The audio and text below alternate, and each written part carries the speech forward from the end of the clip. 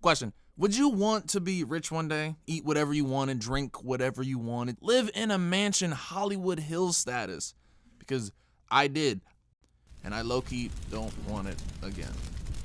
Also, no, I don't need any medication. Okay, I know I sound crazy. Who wouldn't mind being rich except poor people who hate the rich and maybe like smart decisions? Honestly, I always felt hating money was an excuse poor people gave for being poor. Like people purposefully out here wiping their ass with single ply because it's humble or something. Nah, it's because Charmin Ultra Soft costs $30 and the monthly toiletries budget is like $7. Wait, isn't your monthly toiletry? Yes, that was the joke. Now, what do we say about Yep, I'm poor. Who'd have thought the guy in his room making YouTube videos is poor? Haha. I'm poor, in debt, living in low-income housing. I actually can't afford to go one more derogatory black stereotype deep. I literally do not have the funds for it. And yet, to be honest, I don't feel the way I do because I hate money or rich people. For one, I'm pretty easy to please when it comes to money. I really just want enough to buy Uber Eats whenever I want. I mean, there's this stigma on the rich, right? That they're evil, greedy, crusty old men who hate minorities, but also for some reason exclusively cheat on their wives with them. So that's the thing. But that's not it either. Actually, out of the 2 millionaires I've met, both of them have been the exact opposite. Incredibly nice, young, don't hate minorities, and would probably cheat on their wives with any color girl they like. But in fact, something that really stood out to me about these two was their kindness. And that kindness ended up being one of the prime reasons I'm not really about that 7-figure life anymore. See, let me explain. So cut to June of last year, your boy is planning on taking a trip to a certain convention that a lot of you may know about. Here's a hint, it's a place where fans go to see their favorite creators and where creators go to get drunk, start drama, and it's a great time. Now, as time passed, not too long before the actual trip, this mentor of mine, millionaire number 1, dings me on his phone like, yo, Kurt, the weekend after the convention, I want to throw a mansion retreat for 4 days. It'll be in the Hollywood Hills, great view, surrounded by a lot of successful and ambitious people. You want to come? Well, last time I checked, I wasn't fucking insane. So of course I want to go. And man, I was hyped. But after that week was done, I left California depressed, unsure, and low-key mad. Let's see how I got there. Ooh, yeah. So we got to this point via 3 particular observations I made on that trip. First one, first day, the beach recognition. That was really corny. Okay, they all not gonna be clever. Yo, okay. See, a lot of my colleagues, most of whom were way bigger and more important than me, decided that we should meet up on Huntington Beach just as a kind of, well, like meetup, so everyone can hang out without restrictions. Apparently one of those restrictions being closed. Anyway, so I'm like 5 minutes into the beach sesh, and then all of a sudden I feel this wet, sour cream body on my back, almost like gripping my man tits. So this being the second time I feared a form of assault today, I turn around and it's freaking millionaire number 2, who's pretty famous in the group and whom I had no idea it was here. So he greets me and I kind of make a mental note, and as the day goes on, just see how people interact with him. You don't think that's a little weird? Actually, yeah, you're right. Can we just cut back to the story? This guy is constantly surrounded by people. They want to hang out with him, talk to him, just occupy the same 10-foot radius as him. But from there, that just left a concerning thought in my brain. Would they really be all over him if he wasn't?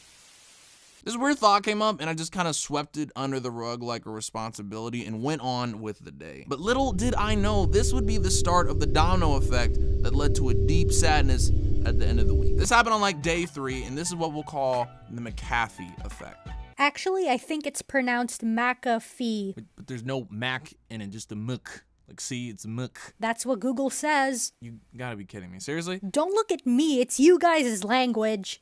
Okay, the McAfee effect, even though it's definitely McAfee. So at this point, we're full swing into the convention, and I find myself at this panel about people who gained a following fast or something like that with my boy Christian. Now there are 4 people on this panel, but this whole thing is only triggered by one of them. So close to the end, someone asked that girl something along the lines of how they felt about the year so far, something like that. And she said, oh, I'm actually doing horrible. I got kicked out of my apartment, I broke up with my boyfriend, and I am not happy.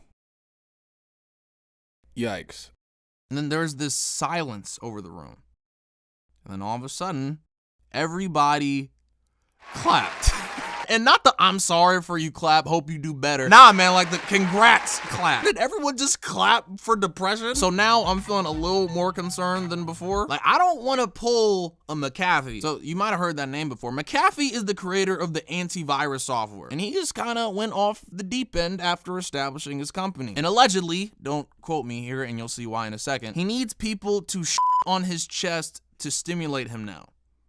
He's also a Somalian pirate. Weird stretch, I know, but I promise it has a closer point. Money and success has taken a lot of people to a really bad place. Like, you don't gotta look far. Like, I don't wanna make $1 million and then the next thing you know, I'm naming my child Blanket. But at this point, I was a little more rattled than when the first thing happened. Like, I still wanted this whole thing, but it's just something I took another mental note of, which leads us to the mansion sadness. What an interesting one, yes. Okay, so we're at the end of the week and finally it's time. We end up going to the mansion and like I said at the beginning of the video, there's free food, drinks, a soft bed, great people, like the whole 9 yards. This is MTV Cribs, but if they let broke people live there, and by broke people, like just me. Now, the way this video's been going, y'all are probably expecting me to say something like, I had an awful time or something bad happened. But if we're being honest, it was the best time of my life. I mean, dude, I'm at a mansion in the Hollywood Hills. I never thought I'd ever be here, but that's kind of the point. So after that time, I'm packing up and you know when you're leaving a vacation and you kind of hit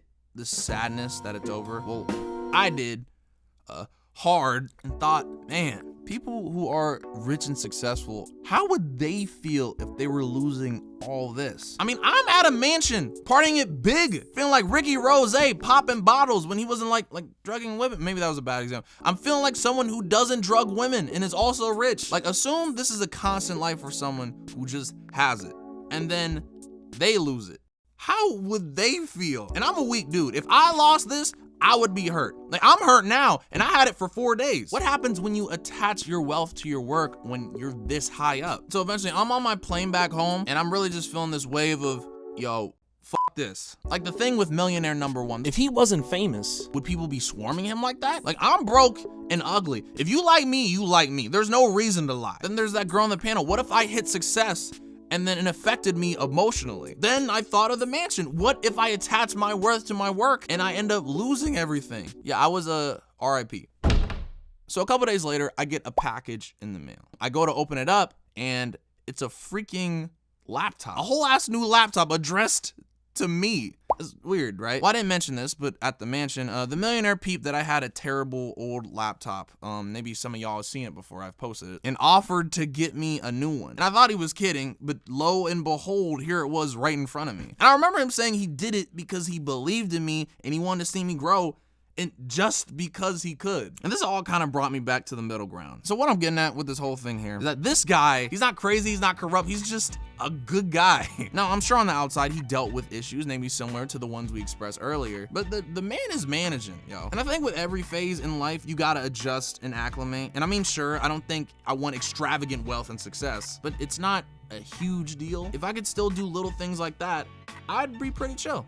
We'll keep it at, I just want enough to where I can get Uber Eats every day. What's up, y'all? Thank you for watching that video. It has been a pleasure once again. If you like this video, check out my poorly titled "Manipulating Girls on Purpose?" video. It's pretty dope. You might like that. Big shout out to Mads, who's on call, for the help with the thumbnail as usual. And I also have a meet tomorrow, so I will be jumping over bars when you're watching this. Thank you guys for watching, and I'm out. Say bye, guys, and don't be offensive. All right, that close enough. Peace. Oh yeah, say bye to Crow. All right, that was, I got cut.